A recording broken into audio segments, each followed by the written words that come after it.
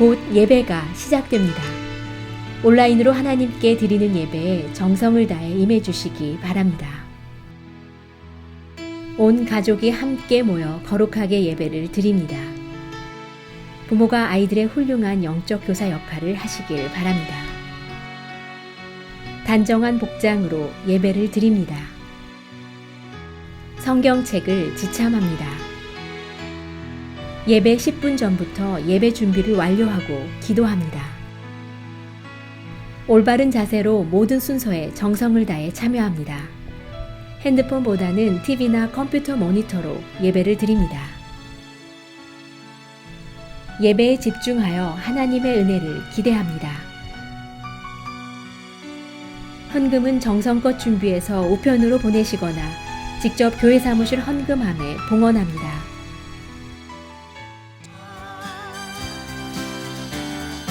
우리를 죄에서 구하시려 주 예수 십자가 지셨으니 기쁘게 부르세 할렐루야. 나 구원 얻었네. 우리를 죄에서 구하시려 주 예수 십자가 지셨으니 기쁘게 부르세 할렐루야. 나 구원 얻었네. 찬송하세 찬송하세 주님 나를 구하셨네. 찬송하세 찬송하세 주가 구원하셨네. 나 지금 죄에서 사함받아 거룩한 백성이 되었으니 이으신 장막을 벗을 때도 겁날 건 없겠네. 찬송하세 찬송하세 주님 나를 구하셨네. 찬송하세 찬송하세 주가 구원하셨네. 우리가 이 세상 떠날 때에 예수의 손목을 굳게 잡고 영원히 즐거운 천국에서 주 함께 살겠네. 찬송하세 찬송하세 주님 나를 구하셨네. 찬송하세 찬송하세 주가 구원하셨네.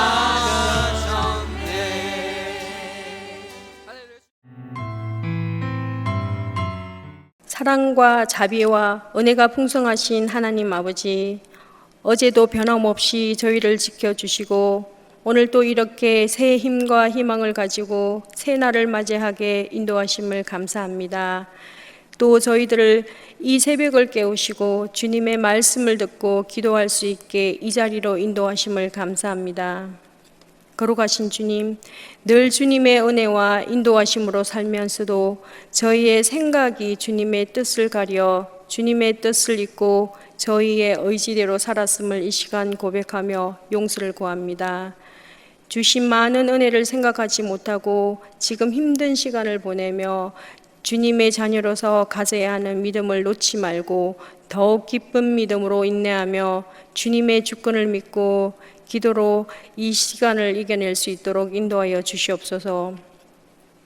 우리의 힘이요 소망이신 주님, 코로나로 인해 저희의 많은 생활의 방식을 바꿔야 하지만 주님을 향한 믿음과 예배를 향한 마음은 더욱 뜨거워지길 기도합니다. 아직까지 모든 예배를 주님 전 안에서 드리지는 못하지만 다시 시작한 주일 공예배를 안전하게 잘 인도하여 주시고 주님을 향한 마음이 더욱 뜨거워져 그동안 식은 예배가 다시금 성령이 넘치는 예배로 회복할 수 있게 인도하여 주시길 간절한 마음으로 기도합니다. 또한 개인의 사정으로 인해 주일 공예배 참석하지 못하는 주님의 자녀들 기억하시어 그 자녀들 또한 각자의 자리에서도 주님을 향한 믿음이 더욱 단단해지는 은혜를 누릴 수 있도록 함께하여 주시옵소서. 주님, 많이 부족한 저희들 늘 주님과 함께 동행하길 간절히 바랍니다. 이런 저희들의 마음을 아시는 주님께 간절히 엎드려 기도하고 말씀으로 이 어려운 시기를 잘 이겨낼 수 있게 지켜주시길 기도합니다. 이 어려운 시간 안에서도 저희와 함께 하시는 주님을 기억하며 하루하루 믿음으로 잘 이겨나갈 수 있도록 인도하시길 또한 기도합니다. 사랑의 주님, 오늘 김창룡 전도사님을 통해 주시는 주님의 말씀이 오늘 하루를 살아가게 하는 힘이 되게 하시고 저희의 삶이 주님 뜻 안에 살아가게 인도하시는 시간 되게 하여 주시옵소서. 또 하나님의 선하고 기뻐하시는 온전한 주님의 뜻을 알 수 있는 지혜 또한 허락하여 주시옵소서. 모든 말씀 예수 그리스도의 거룩하신 이름으로 기도합니다. 아멘.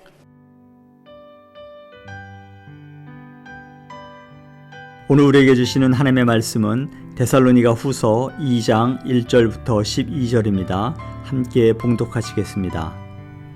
형제들아, 우리가 너희에게 구하는 것은 우리 주 예수 그리스도의 강림하심과 우리가 그 앞에 모임에 관하여 영으로나 또는 말로나 또는 우리에게서 받았다 하는 편지로나 주의 날이 이르렀다고 해서 쉽게 마음이 흔들리거나 두려워하거나 하지 말아야 한다는 것이라. 누가 어떻게 하여도 너희가 미혹되지 말라. 먼저 배교하는 일이 있고 저 불법의 사람 곧 멸망의 아들이 나타나기 전에는 그날이 이르지 아니하리니 그는 대적하는 자라 신이라고 불리는 모든 것과 숭배함을 받는 것에 대항하여 그 위에 자기를 높이고 하나님의 성전에 앉아 자기를 하나님이라고 내세우느니라. 내가 너희와 함께 있을 때에 이 일을 너희에게 말한 것을 기억하지 못하느냐. 너희는 지금 그로 하여금 그의 때에 나타나게 하려 하여 막는 것이 있는 것을 아나니 불법의 비밀이 이미 활동하였으나 지금은 그것을 막는 자가 있어 그 중에서 옮겨질 때까지 하리라. 그때에 불법한 자가 나타나리니 주 예수께서 그 입의 기운으로 그를 죽이시고 강림하여 나타나심으로 패하시리라.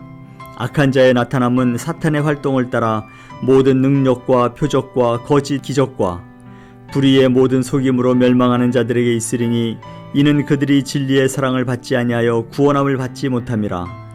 이러므로 하나님이 미혹의 역사를 그들에게 보내사 거짓 것을 믿게 하심은 진리를 믿지 않고 불의를 좋아하는 모든 자들로 하여금 심판을 받게 하려 하심이라. 아멘. 오늘 우리가 함께 나눌 은혜의 말씀은 데살로니가 후서 2장 1절부터 12절입니다.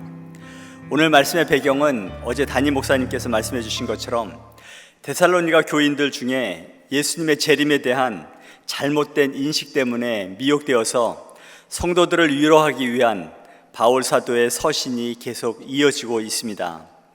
특별히 거짓 교사들이 교회 내에 들어와서 예수님이 이미 재림했다고 거짓을 유포하는 사람들이 있는가 하면 그 말에 현혹되어서 생업을 포기하는 사람도 있었고 또 어떤 사람들은 극단적인 현실 도피적인 경향을 보이는 사람들도 있었다는 것이 문제입니다. 이러한 문제들이 계속 생겨나면서 교회 내에 문제가 생기게 된 것이죠. 이런 소식을 접하게 된 바울 사도가 급하게 교회 내에 번지고 있는 것들이 잘못된 것이라는 것을 알게 하기 위해서 편지를 쓰게 된 것입니다. 사도 바울 시대에 그때나 아니면 지금이나 여전히 거짓 사도들, 거짓 선지자들은 사탄은 우리 그리스도인들을 무너뜨리고 또 멸망시키기 위해 수단과 방법을 가리지 않고 거짓을 배포하고 또 주저없이 우리들을 현혹시키고 있다는 것을 우리들은 알 수 있습니다. 본문 2절에 데살로니가 교인들의 심적 상태를 잘 묘사해 주고 있는 것을 볼 수 있습니다. 2절 후반절입니다. 쉽게 마음이 흔들리거나 두려워하거나 하지 말아야 한다는 것이라 라는 말로 표현하고 있는 것을 보게 됩니다. 그럼 이러한 마음의 동요가 왜 교회 내에서 일어나고 있는 것일까요? 거짓 교사들의 말에 현혹된 것도 있겠지만 그보다 더 근원적인 이유는 주님의 재림에 대한 잘못된 이해에서 비롯되었다고 볼 수 있습니다. 이렇게 동요된 사람들의 인식 속에는 이런 것이 있었던 것입니다. 주님의 재림의 날은 심판의 날이고 또 두려운 진노의 날이고 자신들이야말로 진노의 대상이라고 생각했다는 것이죠.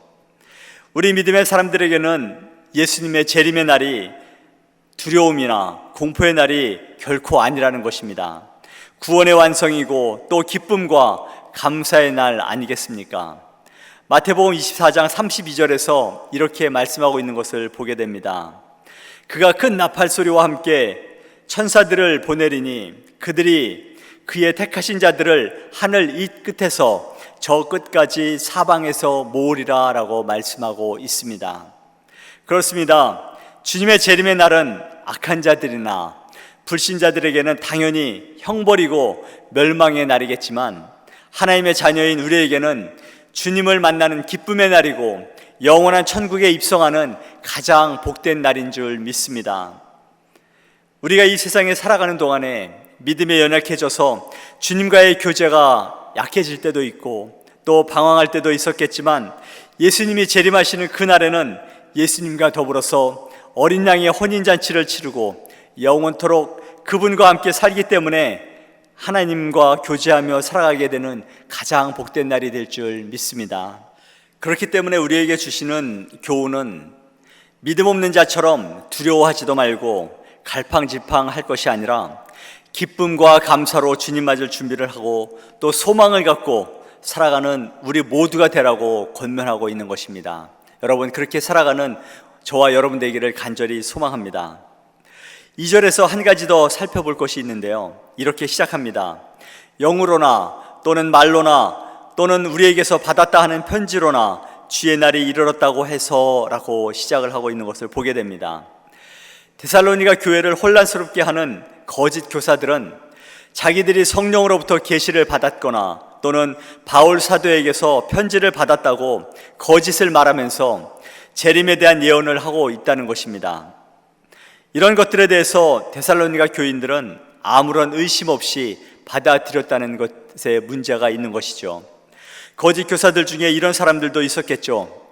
기도하는 중에 환상을 봤는데 이런저런 환상을 봤다, 또는 밤새 꿈을 꾸면서 꿈에서 이렇게 나타나서 말씀했는데 이런 꿈을 꿨다라는 등 이런 여러 가지들로 사람들을 현혹하게 하고 또 사람들을 혼란스럽게 했다는 것입니다.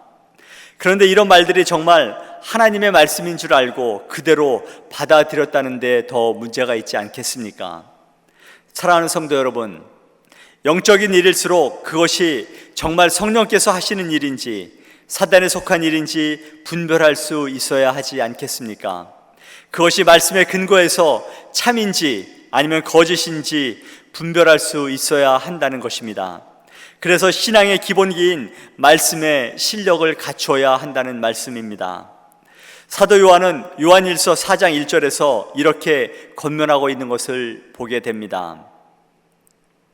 사랑하는 자들아, 영을 다 믿지 말고 오직 영들이 하나님께 속하였나 분별하라. 많은 거짓 선지자가 세상에 나왔음이라 라고 말씀하고 있습니다. 그렇습니다. 영적인 일이라고 다 은혜롭고 유익한 일은 아니라는 것입니다. 그것이 성령에 의한 것이 아니면 오히려 치명적인 피해를 가져다 줄 수 있다는 것을 깨우쳐 알아야 할 줄 믿습니다.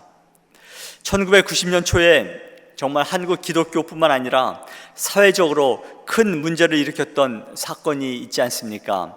아마 여러분들 다 아실 텐데요, 다미 선교회라고 들어보셨을 겁니다. 인터넷으로 찾아봤더니 1992년 10월 28일에 휴거서를 주장하면서 아주 난동을 일으켰습니다. 이장님이라는 목사가 이끌면서 전국의 일부 목회자들 그리고 신도들이 거기에 빠져서 가족도 버리고 가출을 하고 또 있는 재산을 다 팔아서 교회와 목사에게 바치기도 하고 정말 사회적으로 걷잡을 수 없는 큰 파문을 일으켰던 사건이기도 합니다. 지금은 신천지에 빠지는 사람들이 있지 않습니까? 왜 이런 일들이 계속해서 벌어지고 있는 걸까요? 하나님의 말씀에 대한 잘못된 이해에서 시작된 불안정한 믿음에서 생기는 현상들이라고 볼 수 있습니다. 호기심 많은 사람 중에 이러한 사람들이 있습니다. 검증을 한번 해보겠다는 핑계로 이단을 찾아가 본다든지 이단들과 이야기를 나누어 보려고 하는 사람들이 있습니다. 절대 권면하지 않는 행동입니다. 2명 정도 짝을 이루어서 집집마다 찾아다니면서 조그만 잡지를 주면서 전도 활동을 하는 여호와의 증인이 있지 않습니까? 여러분들 많이 들어보셨을 줄 압니다. 호기심에 이 사람들이 주는 전도지인 파수제라는 것을 받으면서 설득해 보려고 했다가는 정말 큰일 납니다. 이 사람들도 직분이 있는데요, 좀 낮은 사람이 가서 말을 하다가 좀 딸리면 며칠 후에 더 높은 사람이 찾아옵니다. 그리고 그 사람도 안 되면 그보다 더 높은 사람이 찾아옵니다. 계속해서 찾아오는 것을 보게 됩니다. 이런 사람들은 아예 처음부터 응대를 하지 않는 것이 상책입니다. 한국에서 지금은 목회를 하고 있는 제 친구가 어렸을 때부터 함께 믿음 생활을 했는데, 어렸을 때 보면 늘 어머님은 안 나오시고 아버님하고 교회 나오시는 것을 보게 되었습니다. 얼마 지나서 안사실이었지만 그 친구의 어머님이 여호와의 증인이었습니다. 나름 좀 높으신 분이었다고 얘기를 들었습니다. 정말 그 어머님이 여호와의 증인을 떠나서 결국은 교회로 오셔서 이제 교회에서 권사 안수까지 받으시고 교회에서 꽤 믿음 생활을 잘 하셨습니다. 근데 성경을 알고 암송하고 계신 거에 있어서 정말 깜짝 놀라지 않을 수 없었습니다. 교회 나오면서부터 교회에서 하는 모든 성경 암송 대회에서는 그 권사님이 항상 1등을 하는 것을 볼 수 있었습니다. 여호와의 증인에서 친구 어머님 정도 되는 사람들이 정말 성경 수준이 아주 높다는 것을 알게 되었습니다. 호기심이 순간을 어지럽게 하는 것이 아니라 평생, 아니 영혼을 망치는 결과를 가져올 수 있다는 것을 꼭 기억하시기 바랍니다. 그런 호기심 때문에 이단을 찾아가시거나 그들을 설득하기 위해서 애를 쓰는 일은 여러분들 하지 않기를 권면드립니다. 바울 사도는 5절에서 하나님의 말씀을 반복해서 배우는 것이 왜 중요한가를 말씀하고 있습니다. 내가 너희와 함께 있을 때에 이 일을 너희에게 말한 것을 기억하지 못하느냐라고 말씀하고 있습니다. 이 말씀 안에는 이미 재림에 관련해서 데살로니가 교인들에게 가르쳐 주었다는 것을 내포하고 있는 것을 보게 됩니다.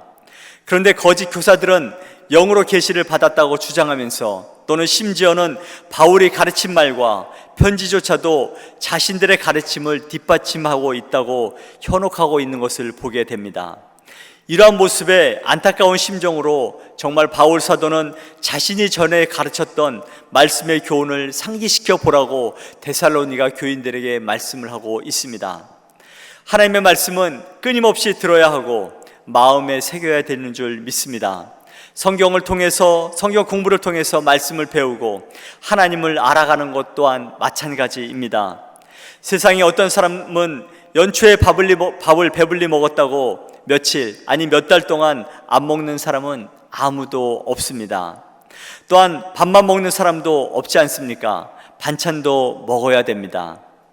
하나님의 말씀을 이와 비유하면 마찬가지입니다. 하나님의 말씀을 생명의 양식이라고 우리가 말하지 않습니까? 그렇다면 밥을 매일 먹듯이 하나님의 말씀도 매일 영의 양식으로 먹어야 하지 않겠습니까? 하나님께서는 이스라엘 백성들이 출애굽 후에 광야 생활을 하면서 애굽에서 이스라엘 백성들을 데리고 나오시기 위해 행하셨던 유월절 사건을 잊을까봐 그것에 대한 반복 교육을, 또 반복 교육에 대한 중요성을 강조하시기 위해서 신신당부를 하고 또 명령을 하시는 것을 보게 됩니다. 신명기 6장 6절부터 9절입니다. 이렇게 말씀하고 있습니다. 오늘 내가 네게 명하는 이 말씀을 너는 마음에 새기고 내 자녀에게 부지런히 가르치며 집에 앉았을 때에든지 길을 갈 때에든지 누워 있을 때에든지 일어날 때에든지 이 말씀을 강론할 것이며, 너는 또 그것을 내 손목에 매어 기호를 삼으며 내 미간에 붙여 표를 삼고 내 집 문설주와 바깥문에 기록할지니라 라고 말씀하고 있습니다. 여러분, 이 말씀대로라면 하루에도 수십 번은 보게 되지 않겠습니까? 누워서도 보고, 일어나면서도 보고, 앉아서도 보고, 손목에 메어서 보고, 미간에 붙여서는 세수하면서도 보지만, 길을 가면서 상대방 얼굴에 있는 것을 보면서, 또 집을 나갈 때도 보고, 밖에서 집에 들어올 때도 보고, 정말 하루에도 수십 번 보고 있지 말라는 것입니다. 그런데 하나님의 의도는 많이, 그리고 계속 보면서 잊지 말라는 것인데, 이스라엘 백성들은 정말 그것을 많이 보면서 식상해하고 아무 감흥이 없어졌다는 것의 문제라는 것입니다. 그래서 모세에 이어서 지도자가 된 여호수아에게 하나님은 다시 그 말씀을 각인시켜 주기 위해 말씀을 합니다. 여호수아 1장 8절입니다. 이 율법책을 내 입에서 떠나지 말게 하며 주야로 그것을 묵상하여 그 안에 기록된 대로 다 지켜 행하라. 그리하면 내 길이 평탄하게 될 것이며 내가 형통하리라 라고 말씀하고 있습니다. 여러분, 인생이 평탄하기를 원하십니까? 형통하기를 원하십니까? 어떻게 해야 되는지 모른다고요? 이미 하나님은 모든 답을 우리에게 주셨습니다. 이 율법책을, 하나님의 말씀을 내 입에서 떠나지 말게 하며 주야로 하나님의 말씀을 묵상하고 말씀 안에 기록된 대로 다 지켜 행하라고 말씀하십니다. 그러면 우리의 삶이 평탄하게 되고 형통하게 된다고 약속해 주신 줄 믿습니다.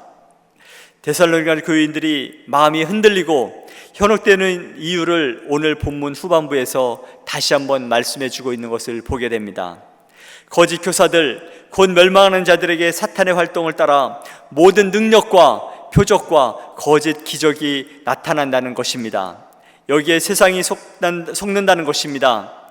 예수님이야말로 당연히 이적과 기적을 베풀고 또 죽은 자도 살리시지 않았습니까?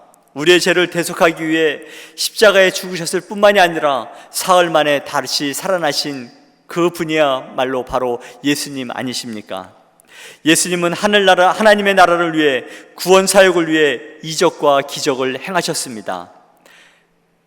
그와 반면 사탄도 표적을 행하고 거짓 기적을 나타낸다고 말씀하고 있습니다. 거짓 교사들이 사탄의 힘을 입어서 능력도 행하고 표적도 보여주고 거짓 기적을 나타낸다고 합니다. 그런데 안타깝게도 여기에 속아서 넘어가는 사람들이 있다는 것입니다. 제가 청년 때 교회 후배가 한번 찾아오더니 딱 한 번, 두 번도 아니고 한 번만 어디 구경 갈 곳이 있다고 해서 찾아간 곳이 있습니다. 어렸을 때부터 같이 믿음 생활하면서 기도원도 같이 다니고 하던 그런 친구였는데요. 함께 가자고 하도 그러길래 함께 이제 찾아간 곳이 다른 곳이 아니라 잠실에 있는 올림픽 체육관이었습니다. 한 몇만 명 정도 들어가는 큰 곳 아니겠습니까? 좀 일찍 간다고 갔는데 정말 바깥에는 전국에서 온 관광버스들로 가득했습니다. 안에 들어갔더니 거의 꽉 찬 수준이었습니다. 거기가 어디냐 하면 여러분 다 들어보셨겠지만 이초석 목사라고 하는 이미 그때부터 이단으로 판명이 된 사람이었습니다. 그런데 이름도 사람들이 혼동을 하게 이런 행사 플랜카드가 붙어져 있었습니다. 땅끝 예수 전도단이라는 이름으로 집회를 하는 곳이었습니다. 들어가면서부터 벌써 열기가 대단했습니다. 집회가 시작하면서부터 기도받겠다고 무대 위로 올라온 사람들도 많았는데 이초석 목사가 가까이 가서 기도하면 뒤로 넘어지는 사람들, 정말 이단들이 이렇게 집회를 하는구나 하는 광경을 딱 한번 제대로 구경을 한 계기가 있었습니다. 그런데 정말 놀라운 것은 바깥에 나오면서 다시 확인해 봤습니다. 세워져 있는 관광버스들이 서울, 경기 지역뿐만이 아니라 전국에서 올라왔다는 것입니다.